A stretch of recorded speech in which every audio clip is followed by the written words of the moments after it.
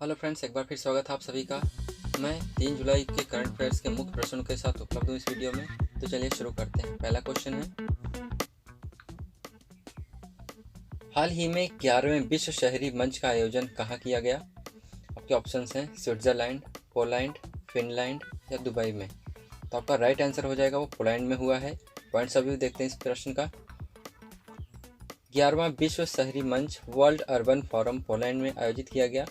National institute of urban affairs NIUA, climate centre for cities, world resource institute India WRI और उनके सहयोगियों ने शहरी प्रकृति आधारित समाधानों के लिए भारत का पहला राष्ट्रीय गठबंधन मंच लॉन्च किया। तो आपका राइट आंसर हो जाएगा वो पोलैंड हो जाएगा। अगला प्रश्न है, अभी हाल ही में NTPC ने कहां पर भारत की सबसे बड़ी तैरती हुई सौर ऊर्जा परियोजना की शुरुआत की है? तो आपके ऑप्शंस हैं गोवा, पश्चिम बंगाल, तेलंगाना या मध्य प्रदेश। तो आपका राइट आंसर हो जाएगा वो तेलंगाना हो जाएगा। पॉइंट्स अभी देखते हैं प्रश्न के। तेलंगाना के पेदापल्ली जिले के रामागुंडम में national thermal power corporation NTPC यानी national thermal power corporation limited द्वारा भारत के सबसे बड़ा फ्लोटिंग सोलर पावर प्लांट विकसित किया जा रहा है। यह परियोजना वर्ष 2022 तक नवीनीकरण ऊर्जा क्षमता के 175 गीगावाट के लक्ष्य को प्राप्त करने हेतु भारत की प्रतिबद्धता के रूप है, जिसमें 100 गीगावाट और सौर ऊर्जा उत्पादन क्षमता भी शामिल है। तेलंगाना की राजधानी है वो हैदराबाद है। गवर्नर तमिल-ईसाई सौंदरराजन हैं। मुख्यमंत्री के चंद्रशेखर राव हैं।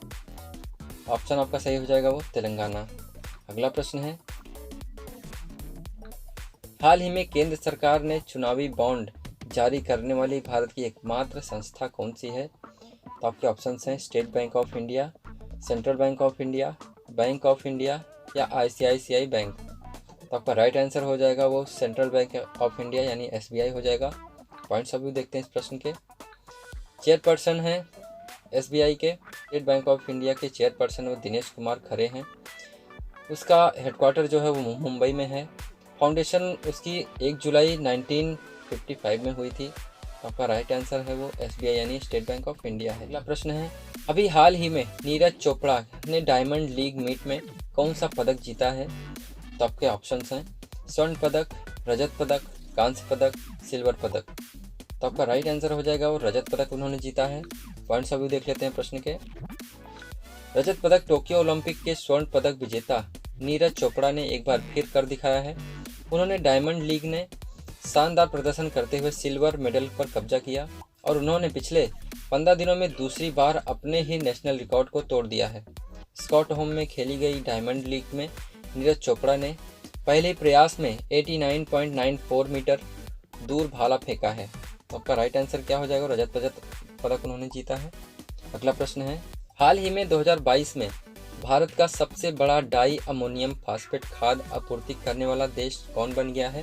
आपके ऑप्शंस हैं अमेरिका, जापान, रूस या चीन।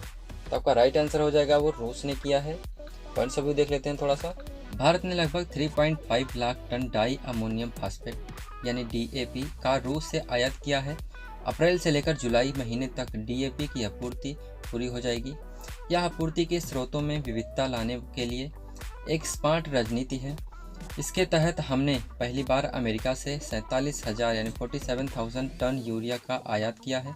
गौरतलब है कि भारत DAP की खपत करने वाला यह एक बड़ा देश है। रूस के राष्ट्रपति व्लादिमीर पुतिन हैं। वहाँ की राजधानी मॉस्को है और वहाँ का जो है करेंसी वो रशियन रूबल है और वहाँ के प्राइम मिनिस्टर हैं मिखाइल मिशुस्तिन हैं।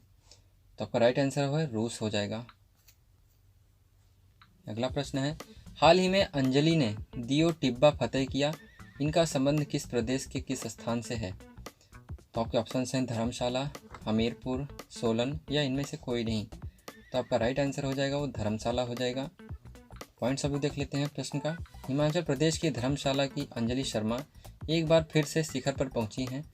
गद्दी समुदाय से संबंध रखने वाली धर्मशाला की अंजलि ने एक बार फिर पीर पंजाल की सबसे मुश्किल चोटियों में से एक दियो टिब्बा 6110 मीटर की चोटी को अल्पाइन स्टाइल में फतेह कर तिरंगा लहराया है।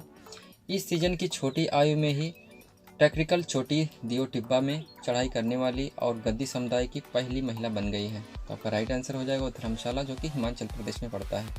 अगला प्रश्न है, हाल ही में स्वतंत्र भारत के प्रथम मतदाता श्याम शरण नेगी ने 1 जुलाई को अपना कौन सा जन्मदिन मनाया है? आपके ऑप्शंस हैं 103, 104, 105 या 106। तो आपका राइट आंसर हो जाएगा वो 105वां जन्मदिन उन्होंने मनाया है। पॉइंट्स अभी देखते हैं थोड़ा सा। 104 वर्षीय मास्टर श्याम शरण नेगी ने 1951 के बाद हुए हर आम चुनाव में अपने मत का प्रयोग किया है। इस दौरान एसपी किन्नौर ने उन्हें कन्नौरी टोपी खतक पहनाकर सम्मानित किया। बुधवार को नेगी ने अपना 105वां जन्मदिन मनाया। श्याम शरण नेगी का जन्म 1 जुलाई 1917 को हिमाचल प्रदेश के किन्नौर जिले के कल्पा में हुआ था। आपका राइट आंसर हो जाएगा 105वां जन्मदिन।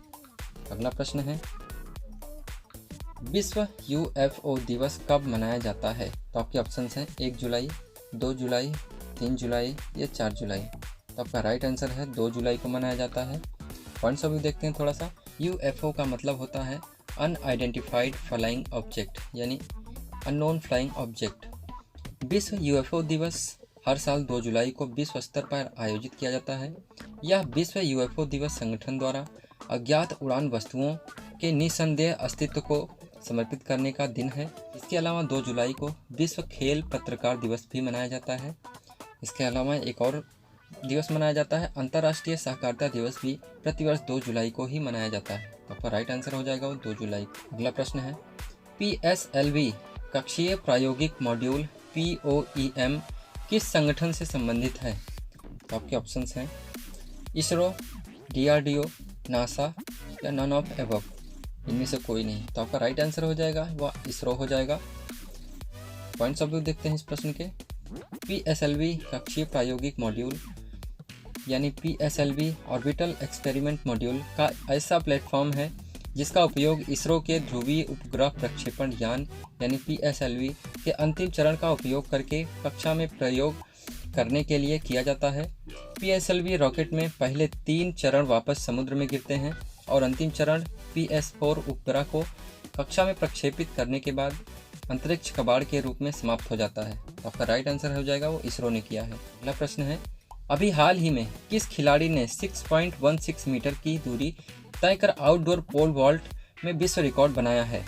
तो आपके ऑप्शंस हैं Neeraj Chopra, Armand Duplantis, Sergey Bubka या इनमें से कोई नहीं। तो आपका राइट आंसर हो जाएगा वो आर्मेन डुप्लांटिस हो जाएगा। पॉइंट्स अभी देख लेते हैं प्रश्न के। Outdoor pole vaulter Armand Duplantis ने गुरुवार को स्कॉटहोम डायमंड लीग मीट में 6.16 मीटर यानी 20 फीट 2 इंच की दूरी तय करके अपने ही बाहरी विश्व रिकॉर्ड में सुधार किया है। डुप्लांटिस ने इस साल सर्बिया में विश्व इंडोर चैंपियनशिप में स्थापित 6.20 यानी 20 फीट 4 इंच का इंडोर विश्व रिकॉर्ड भी बनाया है। डुप्लांटिस एक अमेरिकी मूल का स्वीडिश पोल वॉल्टर हैं और वर्तमान विश्व रिकॉर्ड धारक हैं, जिसकी ऊंचाई 6.20 मीटर यानी 20 फीट 4 इंच है। तो आंसर हो जाएगा आपका आर्मेन डुप्लांटिस।